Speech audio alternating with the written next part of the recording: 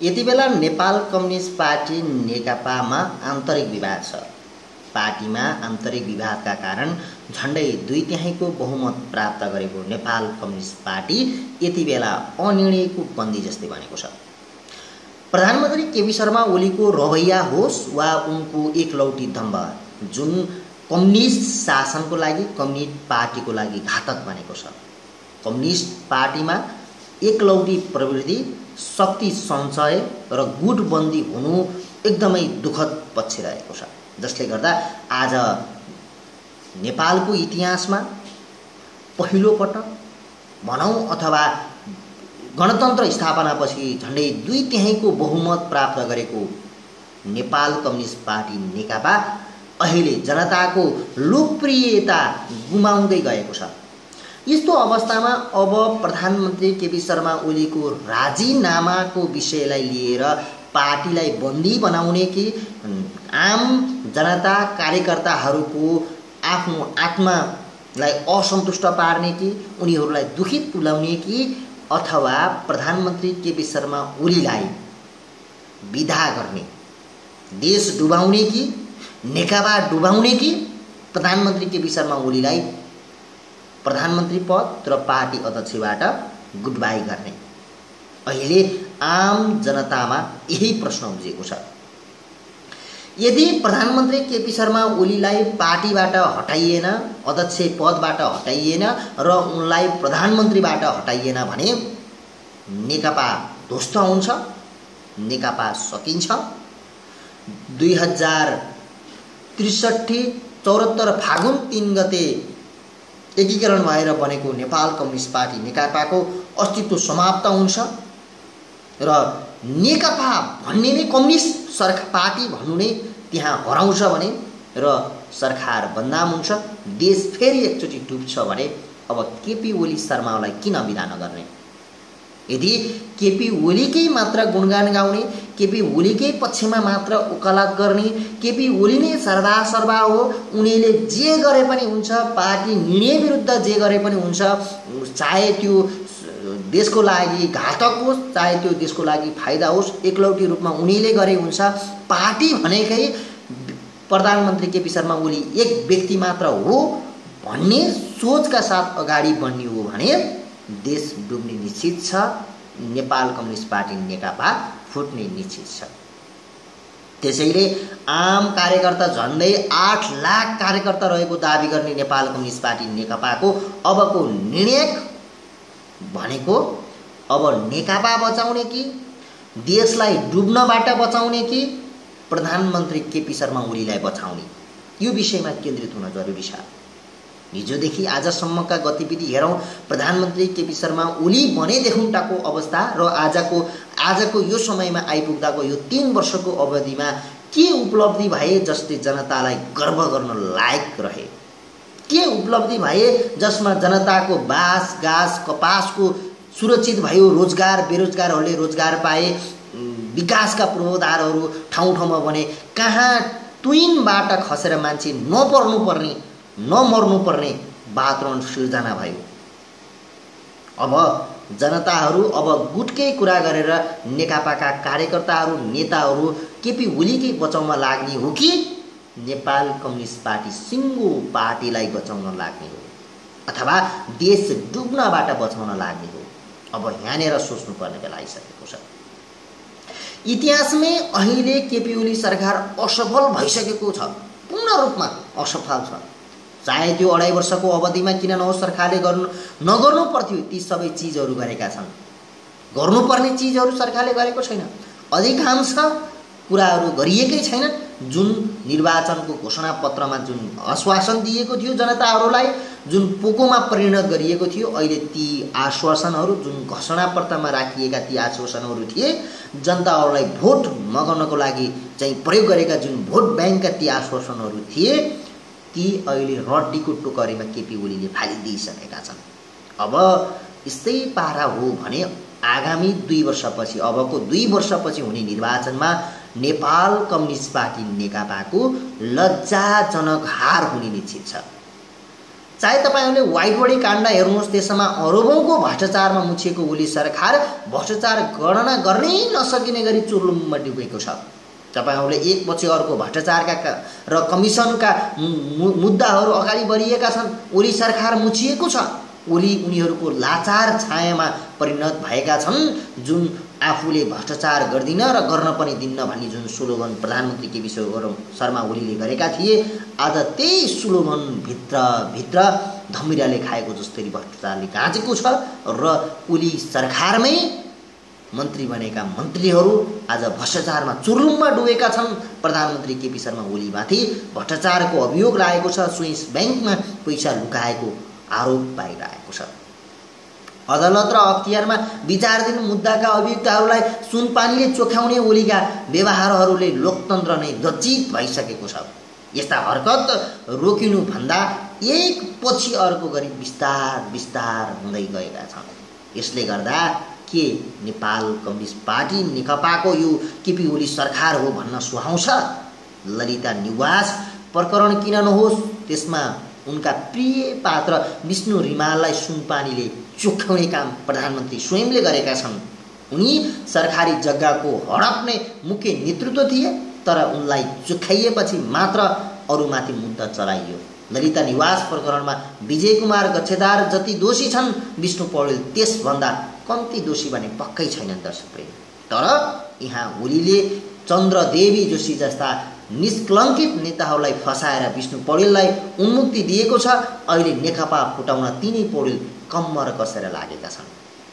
ओलीका प्रिय पात्र मानिएका गोकुल बास्कोटा सञ्चार मन्त्री, त्यति बेलाका सञ्चार मन्त्री गोकुल बास्कोटा सेक्युरिटी मेसिन खरिद प्रकरणमा घुसकाण्डमा तानिए। उनले 70 करोड कमिसन थोरै भएको र 1 अर्बभन्दा बढी ठेक्का दिन नसक्ने भन्दै गरेको बार्गेनिङ सञ्चार माध्यमहरूमा छताछुल्ल भएको अवस्था छ।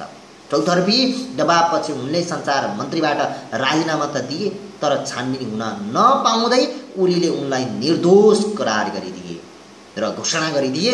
ओलीको घोषणाले प्रधानमन्त्री स्वयंको निर्देशनमा बास्कोटाले कमिसनको बार्गेनिङ गरेका थिए भन्ने कुरा प्रमाणित हुन्छ। अहिले बास्कोटा ओलीको घर कुरेर बसेका छन् र ओली निवासबाट दिनमा नेकपालाई दर्जनभन्दा बढी गाली गर्न थालेका छन्। ओलीका अर्का दाहिने हात मानिएका उपप्रधान एवं रक्षा मन्त्री ईश्वर पोखरेलका कुरा गरौँ। उनी पनि भ्रष्टाचार काण्डमा तानिए। मेडिकल उपकरण खरिद प्रकरणमा कमिसनको चाँजो पाँजो मिलाउने उनी पोखरेल थिए। पोखरेलको प्रत्यक्ष निर्देशनमा चीनले अनुदानमा दिने मेडिकल उपकरण नल्याएर महँगो मूल्यमा मेडिकल सामान ल्याइयो, जुन मेडिकल उपकरणले कोरोना परीक्षणमा खास काम गर्न सकेन। त्यसो त स्वतः गृह मन्त्रालयको नेतृत्व हुनुपर्ने कोभिड-19 नियन्त्रण तथा रोकथाम समिति त्यही कमिसनकै चक्करका कारण ओलीले रक्षा मन्त्री पोखरेललाई थमाइदिएका थिए। ओलीका अर्का आज्ञाकारी उनका पालक विश्वासपात्र भानुभक्त ढकाल पनि यति बेला भ्रष्टाचार काण्डमा अलग रहन सकेका छैनन्। मेडिकल सामान खरिद प्रकरणमा ढकाल नै विभागीय मन्त्री थिए। ढकाल आफैमा भ्रष्ट चरित्रका नेता नभएको, तर प्रधानमन्त्री ओलीको आज्ञा तोड्न नसक्दा बदनाम भएको भन्नेहरू पनि प्रशस्त मात्रामा भेटिन्छ। तथ्य जेसुकै होला, तर उनी पनि ठुलो भ्रष्टाचारको अभियोगमा जोडिए। तर यथार्थ यो हो कि ढकाल एक्लै त्यो स्तरमा कमिसनको चक्करमा पर्ने र आँट गर्ने खालका नेता भने पक्कै थिएनन्। यसमा प्रधानमन्त्रीको प्रत्यक्ष निर्देशन छ। आफ्नै निर्देशनमा प्रक्रिया बाहिर गएर सामान किनिएको स्वयं ओलीले स्वीकारेका छन्। यद्यपि यसलाई अहिले असामान्य परिस्थितिमा गरिएको निर्णय भन्दै बचाउ गरिएको छ। ओलीका अर्का विश्वास पात्रको अवस्था पनि त्यस्तै छ। परराष्ट्र मन्त्री प्रदीप ग्यावाली पनि एमसीसी प्रकरणका कारण विवादमा तानिएका छन्। व्यक्तिगत दृष्टिले सदाचारी मानिने मन्त्री ग्यावाली देशकै अस्मिता धरापमा पार्ने सम्झौता अनुमोदन गर्न किन लालायत छन्, यो त्यही भविष्यले बताउला। तर एमसीसी सम्झौता पारित गराउन उनले गरेको प्रयास देशका लागि निकै घातक रह्यो। यद्यपि सभामुख अग्निप्रसाद सापकोटाले सुझबुझपूर्ण निर्णयले एमसीसीको राष्ट्रघात तत्कालका लागि टारिदिएका छन्। ओलीका अर्का विश्वास पात्र प्रिय पात्र पूर्व मन्त्री महेश बस्नेतलाई सांसद अपहरणको अभियोग लाग्यो। ओली सरकार बचाउन उनले सङ्घीय समाजवादीका सांसद डाक्टर सुरेन्द्र यादवलाई कर्नरमा पारेर काठमाडौँ ल्याइएपछि उनी विवादमा तानिए। यसअघि पनि बस्नेत पटक पटक विवादमा तानिँदै आएका नेतामा मानिन्छन्। सांसदलाई बर्दियावासबाट उठाएर ल्याउने बस्नेतको शैली साउथ इन्डियन मुभी जस्तो देखिन्छ। यसले ओली सरकारलाई थप बदनामित बनायो र तुल्यायो। पार्टी विभाजनका लागि ओलीले ल्याएको अध्यादेश लोकतान्त्रिक प्रणालीलाई कलङ्कको टीका थियो। चौतर्फी विरोध भएपछि ओली यसबाट पछि त हटे, तर फेरि पार्टी फुटाउने अध्यादेश नल्याउन भन्न सकिने अवस्था छैन। आफ्नै पार्टी र प्रतिपक्षसँग प्रधानमन्त्री केपी शर्मा ओलीले परामर्श नगरी हठात संसद अधिवेशन अन्त्यको ओली निर्णय पनि लोकतान्त्रिक प्रणालीको विरुद्ध नै छ र थियो। सरकारका गतिविधिहरू लोकतान्त्रिक प्रणाली र समाजवाद उन्मुख राज्यको परिकल्पना विपरीत रहेका छन्। 2.5 वर्ष कार्यकालमा राष्ट्रपति विद्यादेवी भण्डारी सबैभन्दा बढी आलोचित भइन्। पार्टीको गुटिए भूमिकामा राष्ट्रपतिलाई तान्ने ओली सरकारको हरकतले सम्मानित राष्ट्रपति संस्था नै बदनामी हुन पुगेको छ। जुन संस्था गणतन्त्रको विश्वास हो, आस्थाको केन्द्र हो, त्यही संस्थामा चरम दुरुपयोग हुँदै आएको छ। अहिले शीतल निवास राष्ट्रपति कार्यालय होइन, ओली समूहको कार्यालयका रूपमा परिणत भएको छ। राष्ट्रपतिको जीवनशैली र संस्कार पनि कम विवादित रहेन। यी सबै कुरामा सरकारले लाचारी र सदाशयता पनि कम जिम्मेवार पक्कै छैन। लोकतान्त्रिक प्रणालीमा पार्टीको निर्णय प्रधान हुन्छ। प्रधानमन्त्री जनताबाट प्रत्यक्ष चुनिएका होइनन्, संसदबाट चुनिएका हुन्। सांसदका रूपमा मात्र उनी संसदमा नेकपाको प्रतिनिधित्व गर्दै निर्वाचित भएका हुन्। संसदीय दलको नेता प्रधानमन्त्री हुने हाम्रो संविधानको परिकल्पनाले नै प्रधानमन्त्री पार्टीमा माथि हुन सक्दैन भन्ने कुरा स्पष्ट गरिसकेको छ। तर प्रधानमन्त्री केपी शर्मा ओली यो कुरा मान्न तयार छैनन् र अझ कम्युनिस्ट पार्टीका दृष्टिमा त सरकार प्रगतिशील रूपान्तरणको एउटा शासन मात्र हो, ऊ पार्टीभन्दा माथि हुनै सक्दैन। नेकपा फुटाउन पार्टी विभाजन सम्बन्धी अध्यादेश ल्याएका ओलीले आफ्नै निर्देशनमा नेकपा एमाले दर्ता गरिसकेका छन्। वैचारिक र भावनात्मक दृष्टिले ओलीले नेकपा फुटाइसकेका छन्, तर पार्टी र संसदीय दलमा 40 नपुगेका कारण घोषणा गर्न भनिसकेका छैनन्। जनताको जनवाद र समाजवादी क्रान्तिको तयारी विरुद्ध उभिएका ओलीको कदमले अब नेकपा एकै ठाउँमा रहन्छ कि रहँदैन भन्ने गम्भीर प्रश्न उभिएको छ। आज नेकपा जसरी अनिर्णयको बन्दी बनेको छ, यही परिस्थिति कायम रहेमा पार्टी विभाजन नभए पनि आउने चुनावमा नेकपाले दर्दनाक परिणामको सामना गर्नुपर्नेछ। भिडतन्त्रको क्रान्ति त गर्दैन नै, निर्वाचनमा पनि त्यसलाई कुनै नतिजा हासिल गर्न सक्दैन। तसर्थ नेपालको कम्युनिस्ट आन्दोलनलाई बचाउने हो भने ओलीलाई विदा गर्नुको विकल्प छैन, ओलीलाई हटाउनुको विकल्प छैन। अन्यथा नेकपा र देशले भयावह परिणाम बिहोर्नुपर्ने अवस्था आउन सक्छ।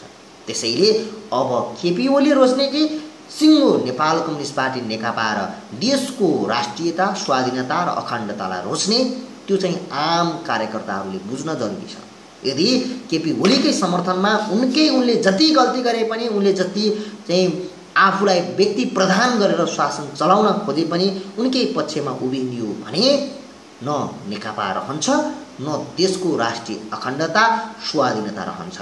हिजो महाकाली सन्धि गरेर भारतलाई महाकाली बुझाउने केपी ओलीले फेरि एमसीसी गरेर फेरि नेपाललाई अमेरिकासँग बुझाउन नखोजेका होइनन्। त्यसैले अब आम नेपाली जनताहरू सक्रिय हुनुपर्छ, नेपाल कम्युनिस्ट पार्टी नेकपाका कार्यकर्ताहरू सक्रिय हुनुपर्छ र यो कुरा बुझ्नुपर्छ कि अब केपी ओलीलाई विदा नगरे नेपाल कम्युनिस्ट पार्टी नेकपा इतिहासबाटै मेटिनेछ र इतिहासमा थियो भन्ने मात्र रहनेछ।